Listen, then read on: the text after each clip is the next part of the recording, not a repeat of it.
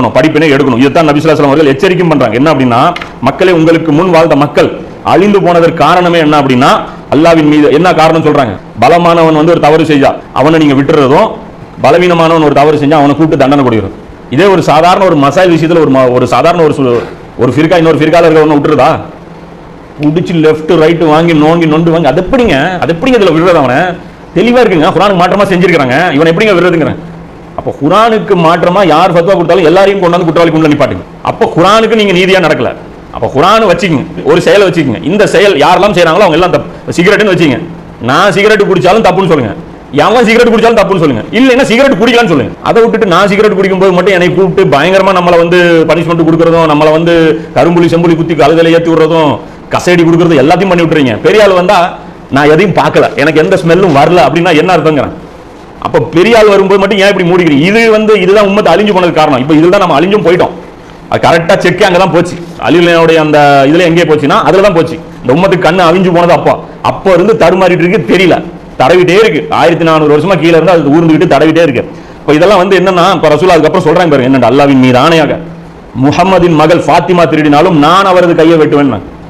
இது யார் என்ன தெரியுமில்ல, இந்த கேஸ் ஃபுல்லா தெரியும். மக்காவுடைய அந்த குறைஷிகள் சுருமா சொல்லிடலாம், புதுசா பாக்குறோம். மக்காவுடைய அந்த உயர்ந்த குலத்தை சார்ந்த ஒரு ஃபாத்திமாங்கிற ஒரு பெண் திருடிடுறா.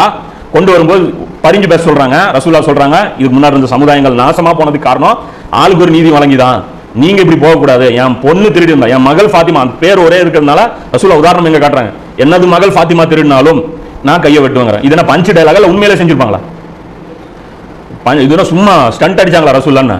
ரசூலா காலத்துல உண்மையிலேயே ஃபாத்திமா ரலியல்லாஹு அவர்கள் திருடி இருந்தால் என்ன பண்ணிருப்பாங்க? அபூபக்கர் ரலியல்லாஹு காலத்துல உண்மையிலேயே ஃபாத்திமா ரலியல்லாஹு அவர்கள் திருடி இருந்தால் என்ன பண்ணிருப்பாங்க? நீங்க சொல்லுங்க, நான் சொல்லல, நீங்க சொல்லுங்க. எனக்கு தெரியாது, நீங்க சொல்லுங்க என்ன பண்ணிருப்பாங்க? கண்டிப்பா வெட்டிருப்பாங்க, சும்மா தான் விட மாட்டாங்க. அதுதான் அதான் சொல்ற, காமன் சென்ஸ் இருக்கிறவங்க கூட என்ன சொல்லுவான், நீதி சமமா இருக்கணும்.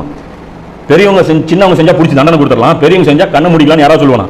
அவங்கள பத்தி பேசுறது நமக்கு தடை செய்யப்பட்டிருக்கு அப்படின்னு ஒவ்வொருத்தரும் விரும்புறவங்க கூட. வஹியுடைய தொடர்பே கிடையாது. இன்னைக்கு இந்தியா நீதிமன்றம்னு எடுத்துங்க, அவங்க தீர்ப்பு ஒழுங்கா வருதா வரல தனி சப்ஜெக்ட். அந்த ஒரு நீதி தேவதைன்னு ஒன்று வச்சிருக்கான். அது என்ன பண்ணி வச்சிருக்கான்? கண்ணில் கருப்பு துணி வச்சிருக்கான், கருப்பு துணி கட்டி வச்சிருக்கான். எது கட்டி வச்சிருக்கான்? ஆளை பார்க்க கூடாதுங்கிறான், கேஸை தான் பார்க்கணும், தராசு தான் பார்க்கணும். இந்த தராசுல இதவை, இந்த தராசுல இதவை, இதுதான் பார்க்கணுமே தவிர முன்னாடி நிக்கிறது யாருன்னு பார்க்க கூடாது. இது குர்ஆன் கத்து கொடுக்கலையா நமக்குங்கிறான். ஆள் பார்த்து தீர்ப்பு டிசைட் பண்றது தப்புன்னு சொல்லி குர்ஆன் சொல்லியிருக்கா இல்லையா?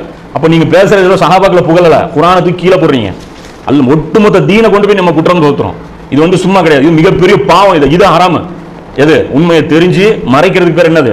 இது வந்து குற்றம். இது வந்து சும்மா கிடையாது. அடுத்து இது வந்து தெளிவா புரிஞ்சிருச்சா? அப்ப அந்த அடிப்படையில் இதுல எந்த ஒரு இதுவும் தயக்கமும் கிடையாது. சரி தப்பு இதுதான் பார்க்கணும். இதுல வந்து யாருடைய கண்ணியமும் போகாது. இப்ப இதெல்லாம் வந்து தனி விஷயம். அப்ப அடுத்தது பாத்தீங்கன்னா சஹாபாக்களை வந்து விமர்சிப்பது ஹராமுங்கிறான். சஹாபாக்களை விமர்சிப்பது ஹராம். இதுல வந்து யாருக்கும் எந்த ஒரு பிரச்சனையும் கிடையாது. இதுல எல்லாருமே ஏற்றுக்கிட்ட விஷயம் தான். அதுல என்ன சொல்றாங்க அப்படின்னா, ஒரு சில சஹாபாக்கள் குறிப்பாக முஆவியா ரலியல்லாஹு அவர்கள் சம்பந்தமாக சில விஷயங்கள் வருது. அப்ப அந்த விஷயங்கள் வரும்போது அவர் மீது குற்றம் இருப்பதாக சில விஷயங்கள் வருது. அப்படி அந்த விஷயங்கள் எடுத்து சொன்னா அது என்ன ஆயிரும் அப்படின்னா, ஹதீஸ் கலையில ஒரு மிகப்பெரிய டேமேஜ் ஆயிரும். என்ன ஆயிரும்? அப்போ முஆவியா ரலியல்லாஹு அவர்கள் அறிவிக்கிற அந்த ஹதீஸ்ல நீங்க என்ன பண்ணுவீங்க? அப்ப அந்த ஹதீஸ் எல்லாம் மறுத்துருவீங்களா? அப்போ இப்படி வந்து அடுத்த ஒரு சஹாபி ஒரு தவறு நீங்க கண்டுபிடிப்பீங்க, இன்னொருத்தன் கண்டுபிடிப்பான், அப்புறம் அவருடைய அந்த ஹதீஸ்லாம் இன்னொருத்தன் தூக்கி போடுவான். இப்படியே ஒவ்வொருத்தனா தூக்கி போட என்ன ஆயிரும்? கடைசியா சஹாபாக்கள் அறிவிக்கிற ஹதீஸ் நிக்காது அப்படின்னு சொல்லி ஒன்று சொல்றேன். இது ஹதீஸ் கலை பற்றியும் இவர்கள் தவறா வந்து இவங்க தான் வேணும்னு ஃபித்னா பண்றாங்க. ஹதீஸ் கலையில இப்படிதான் இருக்காங்க, ஹதீஸ் கலையில இப்படிதான் இருக்கு. அப்ப சஹாபாக்களை விமர்சிப்பது ஹராமு, இதுல மாற்று கருத்து இல்லை. எந்த விஷயத்துல விமர்சிக்கிறது ஹராமு? பெரிய பெரிய இமாம்கள் வந்து சொல்றாங்க இல்லையா, இந்த அரபில இமேஜ் எல்லாம் கிரியேட் பண்ணி போடுறாங்களா, சஹாபாக்களை விமர்சிப்பவன், குறை கூறுபவன், இவன்லாம் வந்து யாரு காஃபிருக்கு சமம் அப்படின்னு சொல்லி இதெல்லாம் சொல்றாங்க. இது சொல்லிட்டு இன்னொரு வாசகத்தையும் சொல்லுவாங்க. என்ன அப்படின்னா, அஸ்ஹாபி குல்லுஹும் உதுல், அனைத்து நபி தோழர்களும் நீதியாளர்கள், நீதிமான்கள், அனைத்து நபி தோழர்களும் நீதிமான்கள் அப்படின்னு சொல்லிடுறாங்க. ஆனா இந்த விஷயத்தை பொறுத்த வரைக்கும் இது உண்மை. ஆனா இது சொல்லப்பட்ட விவகாரமே வேற. சஹாபாக்களை விமர்சனம் பண்ணக்கூடாதுங்கிறது உண்மை, எதில் விமர்சனம் பண்ணக்கூடாதுங்கிறது தனி, அதை மறைச்சிடுறேன். சஹாபாக்கள் அனைவரும் நீதிமான்கள்ங்கிறது உண்மை, எந்த விஷயத்தில் நீதிமான்கள்ங்கிறது தனி. புரியுதா? இது ரெண்டையும் மறைச்சிடறாங்க. எப்படின்னா என்னன்னா, நம்மளுக்கு சொல்றாங்கல்ல அந்த 12 கலிஃபாக்கள் விஷயத்துல பாதி விஷயத்தை சொல்லிட்டேன். அதுதான் இஸ்லாம். அதாவது என்னுடைய தாவாவுடைய ஒட்டுமொத்த அஸ்திவாரமே என்னவா, அதாவது 4 தான் கலிஃபான்னு நான் சொல்றேன். அப்போ 12 கலிஃபான்னு சொல்லி அந்த ஹதீஸ்ல தெளிவா வந்துருச்சான். இதனால டோட்டல் டேமேஜ் முடிஞ்சதுங்கிறது. அந்த 12 கலிஃபாவுக்கு 7-8 விளக்கம் சொல்லப்பட்டது, அது நான் சொல்லல. இது வந்து சலஃபுகள் வெளியிடக்கூடிய அந்த ஹதீஸுடைய அந்த விளக்கத்தில் அந்த ஹதீஸுடைய ஷரா இருக்குல்ல, அல்பானி எழுதியிருக்கிறார். அதுல அவர் சொல்றாரு, இந்த ஹதீஸ் மேலோட்டமா பார்த்து இப்படி புரிஞ்சக்கூடாது, அது வேற விஷயம். இன்னும் அந்த 12 கலீஃபா சம்பந்தப்பட்ட ஹதீஸ் நான் பயான்ல அது பேசல. பயான்லாம் முடிஞ்சதுக்கு அப்புறம் தண்ணி குடிச்சிட்டு இந்த கலந்துரையாடல பேசிட்டு இருக்கிறேன். அப்ப ஹதீஸ் நான் ஒரு நம்பரை சொல்லி அது ஃபுல் டீடைலா பேசும்போது அது ஒரு நான் ஆதாரத்துக்கு எடுத்து வைக்கிறேன்னு அர்த்தம். கேஷுவலா பேசிட்டு இருக்கும்போது அதை அப்படியே சொல்றேன். அது அவர் அடுத்த எடுத்து காட்டுறாரு. இந்த வீடியோல கூட அதுதான் காட்டுறாரு. ஆனா என்ன சொல்றாரு பாருங்க, ஹதீஸுடைய ஒரு பகுதியை மறைத்து விட்டாருன்னு. ஹதீஸுடைய ஒரு பகுதியெல்லாம் அது மறைக்கல. அதோட விளக்கம் தனியா சொல்லுவோம்.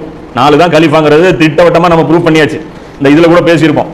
இந்த மன்னராட்சி வந்து ஹராமா ஹலாலுங்கிற அந்த இறுதி நூற்றாண்டு அந்த தொடர்ல கூட அதுல கூட வந்து அந்த கலீஃபாக்கள் சம்பந்தப்பட்ட விஷயத்தை சொல்லியிருப்போம். 30 வருடம் தான் கிலாஃபத்துங்கிறது ஏகோபித்த ஒருமித்த கருத்து 4 கலீஃபாக்கள் அல்லது ஹசன் ரலியல்லாஹு எடுத்தோம்னா 5 கலீஃபாக்கள், அதற்கு மேல இருக்கிற யாருமே கலீஃபா கிடையாதுன்ட்டு. அப்ப அந்த அடிப்படையில் அது ப்ரூவ் பண்ணியாச்சு விஷயம். அது நமக்கு மெயின் ஆர்குமெண்டே கிடையாது. இது அந்த 12 கலீஃபாவுடைய விஷயம். 12 கலீஃபாங்கிற அந்த ஹதீஸ் வந்து அதோடைய விளக்கம் வேற, அது மாறுபட்ட பல்வேறு விளக்கம் இருக்கு. ஆனா எல்லாரும் இவர்கள் திரும்ப திரும்ப ஒரு ஹதீஸ் சொல்லிட்டே இருப்பாங்க. என்னது? என்னுடைய தோழர்களை திட்டாதீர்கள், சஹாபாக்களை திட்டாதீர்கள். நீங்கள் உஹது மலை அளவுக்கு தங்கம் தர்மம் செஞ்சாலும் அவர்கள் ஒரு கையளவு தர்மம் செஞ்சால் வராதுன்னு. இந்த ஹதீஸ் என்னைக்காவது ஃபுல் ஹதீஸ் சொல்றாங்களா இவங்க? இது யாரை பார்த்து பேசுறாங்க? நபி ஸல்லல்லாஹு அலைஹி வஸல்லம் காலித் பின் வலீதை பார்த்து சொல்றாங்க. அப்புறம் காலித் பின் வலீத் என்ன கேட்டுருக்கணும்? அல்லாஹ்வுடைய தூதரே சஹாபிங்களா? அப்ப நான் யாருன்னு கேட்கணும்ல. சஹாபியை திட்டாதீங்கிறீங்க, அப்போ நான் யாரு அப்படின்னு ஒரு டவுட் வரணும் இல்ல. அதை முழுசா மறைச்சு போட்டு ஏதோ உம்மத்துக்கு ரசூலா அட்வைஸ் பண்ணுவோம். அது உம்மத்துக்கும் அடங்கும். பேசுனது யாருன்னா அந்த இடத்துல ரசூலா காலித் பின் வலீத் ரலியல்லாஹு அன்ஹு அவர்களை பார்த்து பேசுவதாக சொல்லிட்டா என்ன ஆயிரும்னா, இவர்கள் ஏற்படுத்தி வச்சிருக்கிற அந்த கோட்டை தகர்ந்துரும். ஓஹோ, காலித் பின் வலீதை பார்த்து நீ எல்லாம் ஏன் சஹாபியை திட்டாதங்கிறாரு? அப்பனா இவர் யாரு, சஹாபி யாரு? இப்ப சட்டப்படி சஹாபாக்கள்ங்கிறது தனி, உண்மையிலே ஹகீகத்துல சஹாபாக்கள்ங்கிறது தனின்னு சொல்லி இந்த ஹதீஸ் அப்பட்டமா அது பிரிக்கும். அப்பதான் வந்து இதுக்கு விளக்கம் தான் தேவைப்படும். வரும்போது அந்த 8 ஸ்டெப் 7 ஸ்டெப் எல்லாம் நம்ம விளக்குறோம். அப்ப அந்த அடிப்படையில் இது மாத்திரம் மறைக்கிறாங்கல்ல, அது மாதிரி மறைக்கப்பட்ட 2 விஷயம் தான் என்னன்னா, சஹாபாக்களை யாரும் விமர்சனம் பண்ணக்கூடாதுங்கிறதும், அப்புறம் என்ன சஹாபாக்கள் அனைவரும் நீதியாளர்கள். இது என்னன்னா இந்த ஹதீஸ் கலை இருக்கு. ஹதீஸ் கலையில ஷர்த்துகள் இருக்கு தெரியுமில்ல. ஒரு ஹதீஸ் வந்து இருக்குதுன்னா அதுக்கு வந்து நிறைய ஷர்த்துகள் இருக்கு. அப்ப அதுல வந்து ஒரு ஹதீஸை வந்து ரசூலா சொன்னதாக நேரடியா யாருமே அந்த புத்தகத்துல எழுதல. புகாரி இமாம் நேரடியா எழுதுனாங்களா? கிடையாது. புகாரி இமாம் கிட்டத்தட்ட ஒரு 5 கை மாத்தி அதுக்கப்புறம் தான் எழுதுறாங்க. ரசூலா சொல்ல, அதை ஒரு நபித்தோழர் கேட்க, அந்த நபித்தோழர் அடுத்த தலைமுறையை சேர்ந்த ஒருவரிடம் சொல்ல, அந்த அடுத்த அந்த தாபியின் வந்து அதுக்கு அடுத்த பாடம் நடத்த, அதுக்கு அடுத்த பாடம் நடத்த, அந்த சங்கிலி தொடர் அது இருக்கும். அது 5, 6, 7, 8 இந்த மாதிரியான நபர்களை கொண்டதாக இருக்கும். எந்த அளவுக்கு புக்கு பழசோ அந்த அளவுக்கு கம்மியா இருக்கும் செயின். எந்த அளவுக்கு புக்கு புதுசோ காலம் கடந்து எழுதப்பட்டதோ அந்த அளவுக்கு என்ன இருக்கும், செயினும் வந்து பெருசா இருக்கும். அப்ப இது வந்து ஹதீஸ் கலை. இப்ப இந்த இதுல ஹதீஸ்கள் எது ஏற்பது எது ஏற்கக்கூடாது, இது வந்து ஒரு ரூல்கள் வந்து விதிகள் எழுதப்படுது. அப்ப அந்த விதிகள் எழுதப்படும் போது என்னென்ன விதிகள் எழுதப்படும்? முஸ்லீம்னு ஒரு புக் இருக்கு இல்லையா, சஹீஹ் முஸ்லிம், அதுல ஆரம்பத்தை எடுத்து பாருங்க. அதுல ஒரு முன்னுரை போட்டிருப்பாங்க. அதை படிங்க பாருங்க, எல்லாமே கிளியர் ஆயிடும். ஹதீஸ்னா என்ன, ஹதீஸுடைய கலைனா என்ன, சஹீஹ் முஸ்லிமுடைய முன்னுரை தமிழாக்கம் வந்திருக்கு, அதை எடுத்து பாருங்க. அதே மாதிரி திருமிதியிலும் அதோட முன்னுரை வந்திருக்கும், அதையும் எடுத்து பாருங்க. இது ஹதீஸ் கலையை பத்தி டீடைலா போட்டிருப்பாங்க. அதுல பல கண்டிஷன் போட்டு வருவாங்க. ஃபர்ஸ்ட் கண்டிஷன் என்ன, அவர் முஸ்லீமா இருக்கணும். ஒரு ஹதீஸ் ரசூலா சொன்னதாக சொல்றாரு அப்படின்னா அவர் முஸ்லீமா இருக்கணும், ஹலால் ஹராம் பேணுபவரா இருக்கணும், பொய் சொல்லாதவரா இருக்கணும், ஒழுக்கம் உள்ளவரா இருக்கணும், மறைக்கக்கூடியவரா மறைக்காதவரா இருக்கணும். தத்லீஸும்பாங்க, ஆசிரியரை மறைச்சா கூட ஏத்துக்க மாட்டாங்க. என்ன, மறைக்க கூடாதவரா இருக்கணும். இது மாதிரியான பல விஷயங்கள் பார்க்கப்படும். அவருடைய கேரக்டர் துருவி துருவி துருவி பார்ப்பாங்க ஹதீஸ் சொல்றதுல. இதற்கு பேர் என்ன அப்படின்னா ஜரா. ஜரானா குற்றம் சுமத்துவது, விமர்சிப்பது. எந்த ஒரு ஆள் மேல இந்த விமர்சனம் இல்லையோ அவருடைய செய்தி பேர் என்ன, அந்த அறிவிப்பாளருக்கு ஒரு கிரேட் கொடுப்பாங்க, சுதூக்கும்பாங்க, சிக்காம்பாங்க.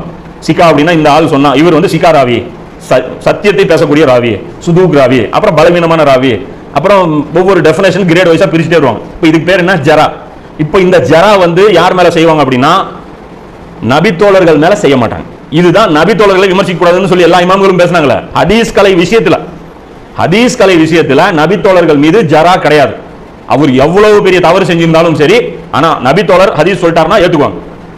உதாரணத்துக்கு உசாமா ரலியல்லாஹு அவர்கள் இந்த முஸ்லீம் கலிமா சொல்றாரு, கொலை பண்ணிடுறாரு. இது எவ்வளவு பெரிய குற்றம்? ரசூலா வந்து இறைவா இதுக்கும் எனக்கு சம்பந்தம் இல்லைன்னு விலகிக்கிறாங்க. அவ்வளவு பெரிய குற்றம். இதுக்கு முன்னாடி நான் இஸ்லாத்தை ஏற்றுக்கூடாதுங்கிறேன். அப்ப அதுக்காக உசாமா ரலியல்லாஹு ஒரு ஹதீஸ் சொன்னா அதை ஏத்துக்காம விட்டுருவோமா? கிடையாது. அதே புகாரில வரும் பாருங்க, ஒருத்தர் வந்து ஒரு மாடு வந்து புல்லு வச்சு ஏமாத்தினாரு. அவர்கிட்ட இருந்து புகாரி இமாம் என்ன பண்ணிட்டாரு, ஹதீஸ் எடுக்காம போயிட்டாரு. அப்ப பாருங்க, அப்ப இந்த அளவுக்கு குறைந்தா கூட எடுக்கக்கூடாதுன்னு இருக்கு. அப்போ சஹாபாக்கள்னால நீ இவ்வளவு பெரிய விஷயங்கள் நடந்ததா சொன்னா அது உண்மைதான், யாரையும் அவங்க மறுக்கல. அப்படி இருக்குதுன்னு நீங்க சொன்னீங்கன்னா சஹாபிகிட்ட இருந்து ஹதீஸ் எப்படி எடுக்கிறது அப்படிம்பாங்க. இவர்களுக்கு தெரியும் சஹாபாக்களுக்கு ஹதீஸ் கலையில ஜரா கிடையாது. ஆனா என்ன பண்றாங்கன்னா மக்களுக்கு எதை சொன்னா ரைஸ் ஆவாங்களா, மக்களை டென்ஷன் பண்ணி விடுறது தானே. சும்மா உணர்ச்சி தூண்டி விட்டோம்னா உணர்ச்சிக்கு அடிமையாயிருவான், அவன் பாட்டுக்கு சிந்திக்க தெரியாம அவன் பாட்டுக்கு போயிடுவான். அது மாதிரி பண்ணணுங்கிறதுக்காக என்ன பண்றாங்க அப்படின்னா இது மாதிரி சொல்றாங்க. ஆனா ஹதீஸ் கலையுடைய ரூல்ஸ் என்ன தெரியுமா, நபித்தோழர்கள் மேல ஜரா கிடையாது. ஏன் ஜரா கிடையாது? அதுக்கும் காரணம் இருக்கு.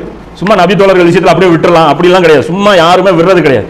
அப்ப இந்த அடிப்படையில் என்ன சொல்றாங்கன்னா, அனைத்து நபி தோழர்களையும் ஹதீஸ் கலையில விமர்சனம் செய்யக்கூடாது. அப்படி விமர்சனம் செய்தால் அவனை தான் காஃபிர்னா. ஹதீஸ் விஷயத்துல இந்த நபி தோழர் வந்தால் நான் ஏற்க மாட்டேன்னு எவன்லாம் சொல்றான், அவன் பேர் என்னது? அவனுக்கு வேணா அந்த ஃபத்வா கொடுக்கணும். அலிலவன் வந்தா நான் ஏத்துக்க மாட்டேன்னு எவனா சொல்றானா, அவன் குற்றவாளி. மாயலவன் வந்தா ஹதீஸ் ஏத்துக்க மாட்டேன்னு எவனா சொல்றானா, அவன் குற்றவாளி. நம்ம எங்கேயாவது இந்த தவறு செய்யக்கூடியவர் வந்தா ஏத்துக்க வேணா நம்ம சொன்னோமா? அது ஏற்கனவே பல இடத்துல நம்ம சொல்லியிருப்போம். நம்ம பேசுறதா கேட்கறது இல்லையா, முழுசா கேட்டாதான் புரியும். அப்ப நாம தெளிவா சொல்றோம், என்ன குற்றம் வந்தாலும் என்ன குற்றச்சாட்டு சஹாபாக்கள் மேல வந்தாலும் ஹதீஸ் மட்டும் நிற்கும்.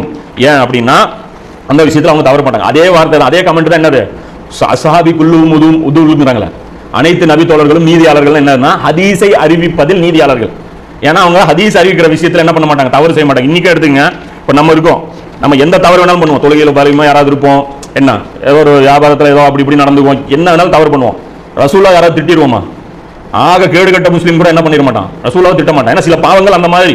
பன்னிகரி அவனை சாப்பிட்டுருவோமா? சாராயம் குடிக்கிறவங்க கூட என்ன பண்ணுவான், பன்னிகரி சாப்பிட மாட்டான்.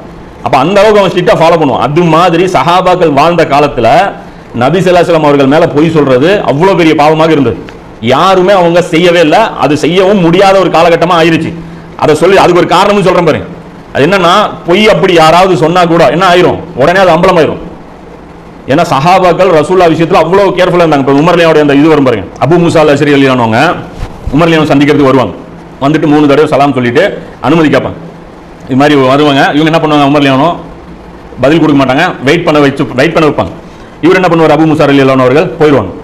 போனதுக்கப்புறம் இவர் கூப்பிடுவார், ஏன் போனீங்கன்னு கேட்டா, இல்லை அந்த மாதிரி 3 தடவை அனுமதி கேட்கணும், 4வது தடவை திரும்பி வந்துடும் சொல்லி ரசூலா சொல்லியிருக்காங்க. இதை உமர்லியானோ ஆழ்க்கையில் அப்போ தான் ஃபர்ஸ்ட் கேட்குறாங்க. எப்போ அவர் கலீஃபாவாக இருக்கும்போது. என்ன இந்த விஷயம் உமர்லியானோ எதிர்கொள்ளவே இல்லை. ஏன், ரசூலாட்ட போய் இவர் கேட்கும்போது தான் ஃபர்ஸ்ட் தடவை பர்மிஷன் கிடைச்சிடும். ரசூலா அந்த இவருக்கும் அவருக்கு இந்த ரிலேஷன்ஷிப் அப்படி. உமர் ஒரு ஆயிஷா வீட்டுக்கு போனாலும் சரி, யார் வந்திருக்கா, உமரா வர சொல்லுன்றாங்க. திரும்பி போற ஒரு சூழ்நிலை ஒரு வாழ்க்கையில நடந்தது கிடையாது. அதே மற்ற சஹாபாக்களுக்கு வேணா ரசூலா பர்மிஷன் கொடுக்காம இருந்திருக்கலாம். அந்த அடிப்படையில் இவருக்கு அது தெரியவே இல்லை. அதனால என்ன ஆயிருது, இப்படி ஒரு செய்தி ஒரு கேள்விப்படல, இதனால அது புதுசா இருக்கு, ரசூல்லா பேர்ல இவர் சொல்றாரு அப்படின்ட்டு என்ன பண்றாரு, ஆளை கூட்டிட்டு வா, இல்லைன்னா மேல நடவடிக்கை எடுப்பாங்க. இப்ப இந்த ஒரு சேஃப்டி அந்த காலகட்டத்தில் இருந்துச்சு. அந்த அடிப்படையில் தன்னை பற்றி யாரும் முஆவியா தன்னை பற்றி ரசூலா சொல்லாத ஒரு விஷயத்தை சொல்ல முடியாது. ஏன்னா மற்ற சஹாபாக்கள் சாட்சி இல்லைன்னா அந்த செய்தி பொய் என்று அந்த நேரத்தில் கருதப்படும். அது ஒரு மிக பாதுகாப்பான ஒரு சூழல் இருந்துச்சு அந்த அடிப்படையில். அதனால முஹத்திஸீன்கள் என்ன முடிவு எடுக்கிறாங்கன்னா, இந்த 2வது லேயரை மட்டும் நம்ம செக் பண்ணா போதும், ஃபர்ஸ்ட் லேயரை அவங்களே செக் பண்ணிக்கிட்டாங்க. யாரு, இந்த கிளாஸ் லீடரு மற்ற எல்லாருடைய புக்கும் அவனே செக் பண்ணுவான். அவனுடைய புக்கு மட்டும் தான் வாத்தியார் செக் பண்ணுவார். அது மாதிரி இவங்க கிளாஸ் லீடர் தான் நின்று அந்த காலகட்டத்தில் இருந்த அந்த பொய்களை அவங்களே ஃபில்டர் பண்ணிட்டாங்க. யாரு, சஹாபாக்கள் தங்களை தாங்களே தூய்மைப்படுத்திக்கிட்டாங்க. அதனால அந்த வேலை நமக்கு தேவையில்லை. ஸோ அந்த அடிப்படையில் சஹாபாக்கள் விஷயத்துல யாரும் குறை சொல்ல வேண்டாம், ஹதீஸ் விஷயத்துல யாரும் ஜரா பண்ணாதீங்க. அதே மாதிரி அவர்கள் ஹதீஸ் விஷயத்துல உதுலு, ஏன்னா இந்த ஒரு விஷயமும் இருக்கிறது, இது செக்கும் பண்றாங்க. அலி ரலியல்லாஹு எங்கேயாவது தன்னை பற்றி தாங்களே சிறப்பாக இட்டு கட்டி கொண்டார்கள் செக்கும் பண்றாங்க. அது மாதிரி எங்கேயுமே அவங்க சொல்லல. அந்த இந்த ஹதீஸ் கூட வரும், அதெல்லாம் அந்த சிஃபின் யுத்தம் எல்லாம் வரும்போது பாப்பீங்க. அந்த போர்ல கூட அலி ரலியல்லாஹு சொல்லுவாங்க, மன் குந்து மௌலாவுன் அலியின் மௌலாவுன் இருக்கு பாருங்க. உங்களுக்கு யாரு எனக்கு உற்ற நண்பரோ அலிக்கு அவர் உற்ற நண்பர் ரசூலா சொன்னதாக அலி ரலியல்லாஹு சொல்லிட்டு, இது யாராவது நீங்க கேட்டவங்க இருக்கீங்களா, நான் அல்லாஹ்வுடைய தூதர் மேல பொய் சொல்றது வானத்திலிருந்து கீழே விழுவதை விட நான் பாரமா நினைக்கிறேன்னு சொல்லுவாங்க. இது 30க்கும் மேற்பட்ட சஹாபாக்கள் எந்திரிச்சு சாட்சி சொல்லுவாங்க, ஆமா இதை நாங்க ரசூலா பேர்ல இருந்து கேட்டோம் அப்படின்னு. அப்ப இதெல்லாம் என்ன காட்டுது அப்படின்னா, அந்த காலகட்டத்தில் ஹதீஸ்கள் பியூர் ஆயிருச்சுன்னு காட்டுது. இதற்கு நம்ம அது அலட்டிக்க வேண்டியது இல்லைங்கிறது சொல்லப்பட்டதை எடுத்து சஹாபாக்களை விமர்சனம் பண்ணக்கூடாதுன்னு சொல்லி சஹாபாக்கள் வாழ்க்கையில் இருக்கிற எந்த விஷயத்தையுமே பேசக்கூடாதுன்னு இவங்க ஃபிட் பண்ணிக்கிறாங்க. ஆனா இவங்க பேசிக்கலாம், அது பேசக்கூடாது. எப்படி, நமக்கு தான் பேசக்கூடாது, இவங்களுக்கு மாற்றமா உண்மையை தான் பேசக்கூடாது தவிர மற்றபடி மற்ற இவங்களுக்கு பேசுறதுக்கு ரைட்ஸ் இருக்கு. இவங்க மற்ற விஷயங்கள்லாம் எதை வேணாலும் பேசிக்கலாங்கிறாங்க. இப்போ இதிலே பாருங்க, இன்னொரு கூடுதல் தகவல் சொல்றேன் பாருங்க, சஹாபாக்கள் விஷயத்துல புரிஞ்சுக்கிறது கரெக்டா இருக்கும். அபூதாவுதுல 4129 ஹதீஸ். என்ன, இப்னு சீரீன்ங்கிற ஒரு தாபீன் சஹாபி முஆவியா அறிவிப்பாளர். 2வது அறிவிப்பாளர் யார் வர்றாரு அப்படின்னா, தாபீன் ஒருத்தர். யாருன்னா இப்னு சீரீன்ங்கிறவர். இவர் சாதாரண தாபீன்லாம் கிடையாது, நல்ல ஒரு பெரிய அந்தஸ்துல இருக்கக்கூடிய தாபீன்ல இவரும் ஒரு ஆள். ஹிஜ்ரி 110 இறந்தவர், ஹிஜ்ரி 110 மரணிச்சவர். இவர் சொல்றார் ஒரு ஹதீஸ் முஆவியா வழியாக. என்ன ஹதீஸ் அப்படின்னா, பட்டாடை உடுத்துவதும் மற்றும் காட்டு மிருகங்களின் தோலின் மீது அமர்வதும் நபி ஸல்லல்லாஹு அலைஹி வஸல்லம் அவர்கள் தடை செய்தார்கள் அப்படின்னு யார் சொல்றா, முஆவியா ரலியல்லாஹு அன்ஹு அவர்கள் சொல்றாங்க. பட்டாடை போடக்கூடாது, தோல் மேல உட்காரக்கூடாதுன்னு சொல்லி யார் சொல்லியிருக்காங்க, ரசூலுல்லாஹ் சொல்லியிருக்காங்க. இதை நான் கேட்டிருக்கிறேன் அப்படின்னு சொல்லி யார் சொல்றா, முஆவியா ரலியல்லாஹு சொல்றேன். இது ஒரு ஹதீஸ், இதோட விட்டுறலாம். இது கீழே இவர் கமெண்ட் பண்றாரு, யாரு, இப்னு சீரின் அவர் கமெண்ட் பண்ற அந்த தாபி என்ன சொல்றாருன்னா, முஆவியா ரலியல்லாஹு அன்ஹு ஹதீஸ் விஷயத்தில் சந்தேகத்திற்குரியவர் அல்ல அப்படிங்கிறாங்க. நான் அப்பவே சொல்லல, முஆவியா ரலியல்லாஹு அன்ஹு விஷயத்துல டவுட் படக்கூடாதுன்ட்டு, பாத்தீங்களா கரெக்டா தான் சொல்றாரு அப்படிங்கிறாரு. மற்ற எந்த சஹாபிக்கும் இந்த சர்டிபிகேட் கொடுக்கல. இது ஏன், இதுக்கு பின்னாடி என்ன ஹிக்மத் அது நம்ம பேசல, அது நீங்களே பாத்துங்க. விஷயம் இப்படி இருக்கு. அபூதாவுதுல 4129 செய்தி. முஹாஜிரின் விஷயத்துல சந்தேகப்படக்கூடாது. முஹாஜிரின் விஷயத்துல ஹதீஸ்ல நீங்க டவுட் பட வேண்டியது இல்ல. பாருங்க, இவரே ஒத்துக்கிறாரு. எதை ஒத்துக்கிறாரு? பட்டாட போடுறது கூடாது, தோல்ல உட்கார்றது கூடாது அப்படின்னு ரசூலுல்லாஹ் சொல்லிக்கிறதா இவரே சொல்றாரு. இதுக்கு தான் முஹாஜிரின் சந்தேகப்படாதீங்கிறது அந்த இடத்துல நான் சொல்றேன், சந்தேகத்துக்கு இடமானங்களா தவறு அப்படின்னு. அப்போ இது வந்து மொழிபெயர்ப்பு தப்புன்னு சொல்ல முடியாது. சலஃபிகளுடைய வெளியீடு, தாருசலாம் இருக்குல்ல, சவுதியுடைய அரபி வெளியீடு, சவுதியுடைய அந்த இது அதுல இருந்து தான் நம்ம எடுத்து சொல்றோம். அப்ப இந்த அடிப்படையில் ஹதீஸ் சனதும் கரெக்ட், இதுவும் கரெக்ட், மொழிபெயர்ப்பும் பிரச்சனை கிடையாது. கிதாபும் வந்து தாருசலாம் சவுதியிலிருந்து வெளியிட்ட புக்கு தான். அப்ப இதுதான் விஷயம். இப்ப ஹதீஸ்கள் எல்லாம் நிற்கும். எவ்வளவு பெரிய பாவம் செஞ்சிருந்தாலும் சஹாபாக்கள் விஷயத்துல ஜராவே கிடையாது. எவ்வளவு பெரிய தவறு செஞ்சிருந்தாலும் அந்த ஹதீஸ் வந்து நிற்கும். எது விமர்சனம் கூடாதுன்னா, எது விமர்சனம்னா தனிப்பட்ட வாழ்க்கை விமர்சனம் பண்றது, தனிப்பட்ட அந்த வாழ்க்கை விமர்சனம் பண்றது தான் கூடாது. மற்றபடி இப்ப நாம சொல்ற அந்த விஷயங்கள்லாம் என்ன அப்படின்னா, இஸ்லாத்துடைய உசூல்கள் சம்பந்தப்பட்டது, அரசியல் நிலைப்பாடுகள் சம்பந்தப்பட்டது. அப்ப இதுல எது சரி எது தவறுங்கிறது முடிவெடுக்கிறது இருக்குல்ல, இது வந்து நீதி செலுத்துறதுல வருமே தவிர இது வந்து ஒரு சஹாபிய விமர்சனம் பண்றதுல வராது. இந்த இடத்துல எந்த ஸ்டாண்டு கரெக்ட், எந்த ஸ்டாண்டு தப்பு, ஒவ்வொரு இடத்துலையும் இந்த இடத்துல எது கரெக்ட், எது சரி எது தப்பு, எது சரி எது தப்பு, இதை பார்த்துக்கிட்டு போயிட்டே இருக்கிறது தான் இதுல வந்து விஷயம்.